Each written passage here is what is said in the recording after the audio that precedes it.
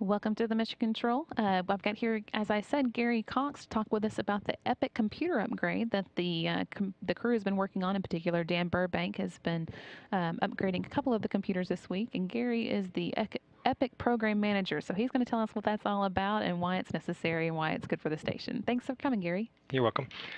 Okay, so Epic, what does that stand for, first of all? EPIC stands for Enhanced Processor Integrated Communications. Basically, it's a circuit board upgrade to the existing space station computers to help improve their performance and their memory margins and their CPU performance margins. As you know, the station's been on orbit for 10 years or so, and the original computers that were put up there are starting to feel the effects of mission ISS completion, where they're having more demands put on them. And so what we had to do was come up with a upgrade for those computers to give them more performance so they can handle this new configuration, as well as get us ready for future activation through 2020 and 2028. Okay. Well, when you say computers, are we talking about like the laptops that we see the crew using, or is this the computers that run all the equipment on the station? Or? These are specifically the computers that run all the equipment on board. There's 47 of those computers on orbit. They're called MDMs. Basically, we looked at the top 3 or 4 types of computers that needed to be upgraded because of their performance was needed to be improved.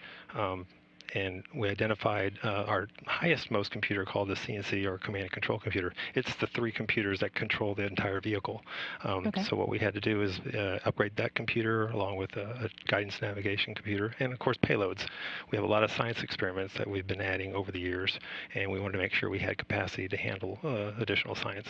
Okay, so it's all about the science, which is not unusual for a space station, right? Yes, that's right.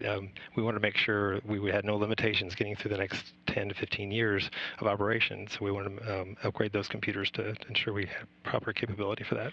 Yeah, and I guess, I mean, 10 years is a long time for us to on the ground to go without getting a new computer or at very least an upgrade. So it Right. must have been about time. Yes, these computers, again, have been operating for nearly 10 years, some of them a little bit more than 10 years, and have flawless operations, no problems.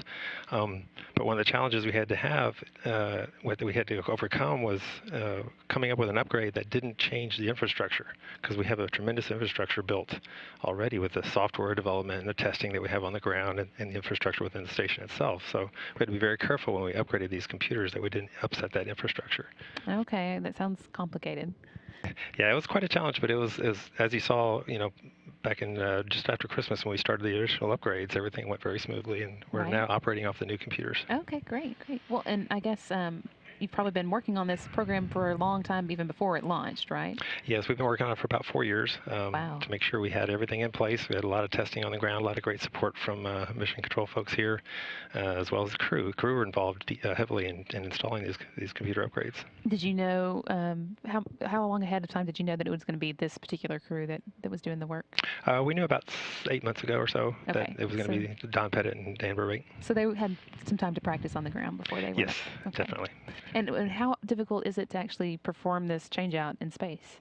What we do is we actually have to pull the computer out of the racks. All these computers are located in racks on the space station. We had to pull them out of the racks and put them on a workstation. That's kind of like a workbench, if you will. And then we had to pull front covers off, and then we actually had to pull single cards out and reinstall, much like you would do on a home computer when you change out computer cards. Okay, I guess it's probably complicated a little bit by the lack of gravity. The fact that you don't have gravity, and you got to make sure you're secure and doing the change out. And yes, it definitely makes it a little more complicated. But so far they've been going well, huh? Everything went smoothly. We've got 7 computers that have been transitioned now, and everything's working just fine. And you said there were how many in all? There's 47 total computers. We only had to change out 7. We're looking to do a couple more in a couple of years that need to be addressed. Okay, so is there any work left for Dan to do, or is he completely done then? For this transition, he's done. Okay, he did a great job. congratulations. Yes, thank you. That must feel really good to get that behind you. Oh yes, it was a major project. A lot of folks, a good team effort. A lot of people were involved, including the crew, the astronauts, folks here in MOD, as well as engineering and the development side of the world. So yeah, it was a big project. So is there work left for you to do on the ground, or is you move on to something different now? We're actually looking, I mentioned the 2 more computers we have to upgrade. That's going to be a challenge because those are outside computers. So Okay. yes, they're going to get the same Epic upgrade, but they're outside. So we're going to have to do some EVAs where the astronauts again will be involved.